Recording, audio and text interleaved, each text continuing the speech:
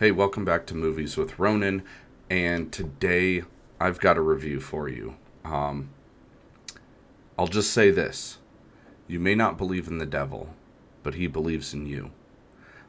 Do you think I'm evil, James? Evil isn't a clinical diagnosis. That's a quote I came away with from finishing the 2023 film Nefarious, starring Sean Patrick Flanery and Jordan Belfi. It's made by the faith-based production company Believe Entertainment, and which is headed by the writer, production, and direction team who also wrote, produced, and directed this film, Chuck Konzelman and Carrie Solomon, who they're behind other faith-based films such as the God's Not Dead trilogy and Unplanned, none of which I have seen before this movie, so I went into it blind. And this film is based on a book by Steve Deese, I think that's how you pronounce his name, titled A Nefarious Plot. Now, reading the description of the book, I don't think it's a one-for-one. I think it's based upon. It's not really like the book is basically, the exact same thing as the film. And to sum things up succinctly as possible, probably one of the best independent low-budget films I have seen in a long time. It has masterful writing, top-notch acting, especially from Sean Patrick Flanery, who I like. Boondock Saints is one of my favorite films, and he's part of the reason it is. So, what is Nefarious? Well, a man is set to be executed after a series of murders in the state of Oklahoma, and the story picks up the day of his execution, where he has to undergo a psychiatric evaluation to prove that he's mentally fit to be executed. And that's where Jordan Belfi's Dr. James Martin, a psychiatrist, comes in, who's tasked with conducting this evaluation mere hours before the execution.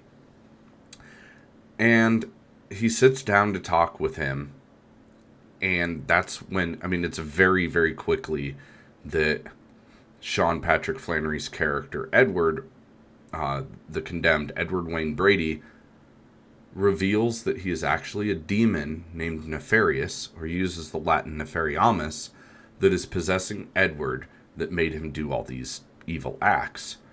And that's when he tells the purpose that he has Dr. Martin there, which once you see the film, you'll understand what's going on. But he tells him that his simple request is that Dr. Martin tell his story to the world. Now, over the next 90 minutes, you're treated to a very thrilling and suspenseful conversation between the two, where Flanery exhibits just masterful acting. He absolutely carries this film. And that's not saying that Belfi doesn't also deliver a really good performance, but Flanery provides what I would call his magnum opus of his acting career. And I've seen him in several other films, including the aforementioned Boondock Saints, Suicide Kings, and the Sylvester Stallone kind of thriller Detox. And this film is above and beyond those, and a true testament to his talent. The way he delivers his lines with these tics and his tone, and there's this underlying sense of just pure evil, just dripping from almost every word he says, it's nothing short of amazing. Many actors are able to deliver a performance where you can see the character and not the actor, and this is absolutely one of those moments. You're really able to suspend reality to view Sean as Nefarious. And he does so in a way that it's just haunting. He sets out to make a very hateable character, similar to the way that Doug Hutchison does with the character of Percy in The Green Mile, but to a much more malicious degree. And I haven't seen a duality of a character, the mesh between Edward and the demon, where he'll occasionally go back and forth between them. It's not many times, but you see it a few times. And I haven't seen this since Edward Norton in Primal Fear. If you've seen Primal Fear, you know what I'm talking about. And now, the writing. This is where it just blew me away, and it absolutely shines. It's phenomenal and smart. And the depiction of the intellect and background of a millennia old demon that has his grip firmly on this poor man is nothing short of incredible. the way the character's presented, the way he occasionally goes back and forth, like I said, between the condemned and the demon, and the way that the dialogue is written between this avowed atheist and this demon it's a level of writing that is really not befitting a minuscule $1 million budget film. It's more intellectually written than the majority of the slop coming from bigger studios as of late. One such scene where they discuss the termination of a pregnancy and the demon draws a comparison to the paganistic child sacrifice to Moloch is nothing short of brilliant. It's got to be probably one of the most pivotal scenes of the film that really stood out to me. Now, it is from a Christian production company, and the directors are Catholic, so there are several Christian themes to the film, and that can't be ignored. As a Christian myself, I really appreciated this film. And like I said at the beginning, there is a message, and it does provoke thought. And it doesn't do, as some of the reviews I've read, they accuse it of being this like propagandizing kind of attempt. It's not that. I really don't view it that way. And you don't need to be a Christian to appreciate the film. If you are one, I highly think you will. If it's for you, and I'll get to that later. And it explores themes of theology, human motivation, and the eternal battle of good versus evil. And it makes an argument that the social decay, or rather what some may view as a perpetuation of quote-unquote freedom, used in quotes purposely there, is all by design of the enemy, which ironically is what the demon refers to God as, even though from the opposite stance, that's what Christians have as kind of the alternate nomenclature for Satan or the devil. And some of the dialogue is pretty high concept, and I get there are some ideas and themes that may go over some people's heads who may not understand some of the theological concepts being discussed. Like one such recurring title that keeps being used by Flanery's demonic entity is referring to Jesus as the carpenter, but the way it's delivered is with this like flair of disdain and pure hatred, and is really an inventive way of drawing this well-crafted contrast to the motif of good versus evil. And it does a really good job of putting you on edge. Now, the whole movie takes place as a conversation, really. For the majority of the film, it's this conversation between two people.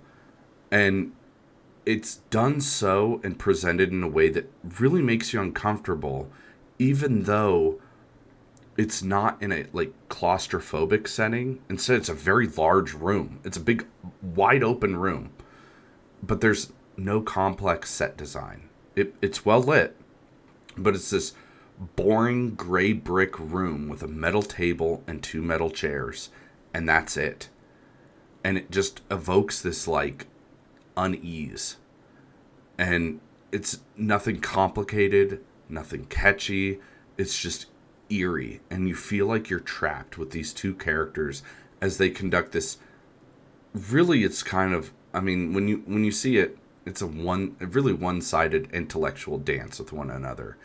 It's less a sparring match between two scholars and more of a contest between one who knows much more than the other, and the revelation of a darker, more sinister world beneath that which we think we know.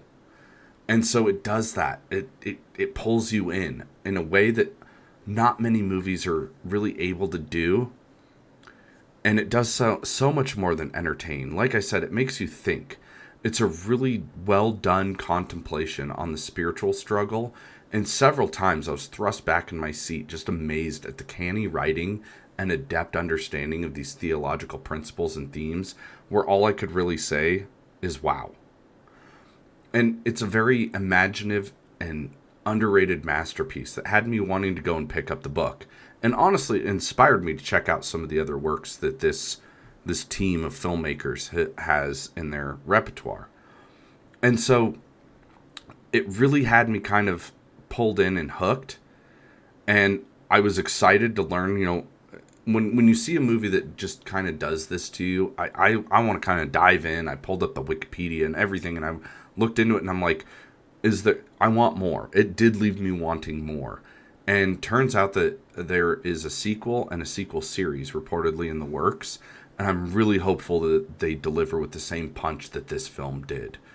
And I will say, some of the stuff calls it Christian horror. I wouldn't really say the horror element isn't like some of the other movies, like, you know, the Evil Dead movies, or, you know, some of the slasher films. It's not like that. It's more cerebral. And to a degree, I wouldn't even liken it to horror. I'd say it's more of a thriller than outright horror. Now, there are a few moments where the film does remind you that it's an indie film with a modest budget. Some of the VFX, like the exterior establishing and transition shots, are a little lacking, and they show that it's not as polished and realistic looking. One such scene there, they kind of do an exterior shot of the prison, and there's a storm coming, and it just looks fake. It looks really poorly done CGI. But you have to overlook the blemishes, because really where the film shines is the acting and writing. That's what gives it its prodigiousness, that just evokes this, like, wow, a lot of care was taken in the writing and, I guess you could say presentation of the conversation. Now, I will say it's probably not for everyone. It is rated R. There is some mature themology. There is some kind of uncomfortable subjects brought up, such as the Moloch scene. It doesn't show anything. It's all discussion based, but what is discussed is pretty mature and pretty heavy.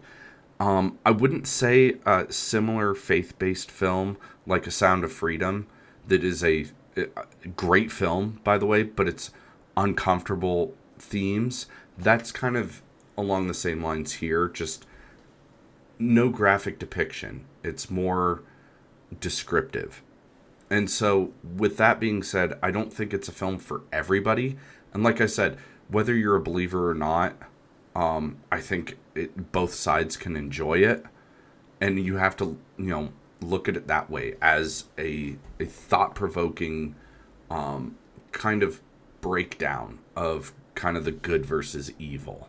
And that's what makes it such a really powerful film. It's a really well done film, and I really enjoyed it. But again, I looking at it as, objectively as I can, I don't view it as a film for everybody. It's not something I'd go to a family gathering and suggest to everybody, because there's some themes here that are a little more mature, a little more kind of thematic to the theological discussion. And so it's not only just kind of an intellectual level, but it's also a maturity level and a kind of what you can handle level, because it does discuss some things that you're like, will make you uneasy, and it's not for the faint of heart, but it is a really well done film.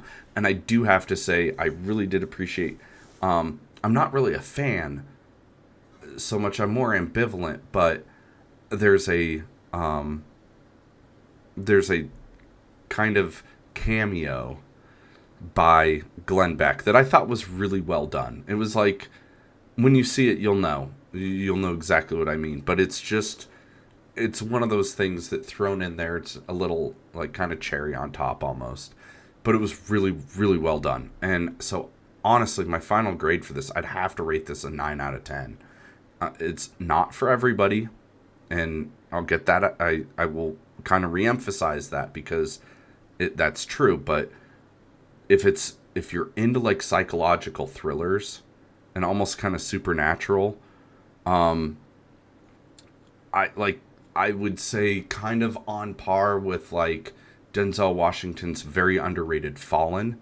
It's kind of like to that level of kind of psychological thriller. I definitely think if you're into that kind of film, this is one you'll walk away and go, wow, like I did. So that's my review on Nefarious.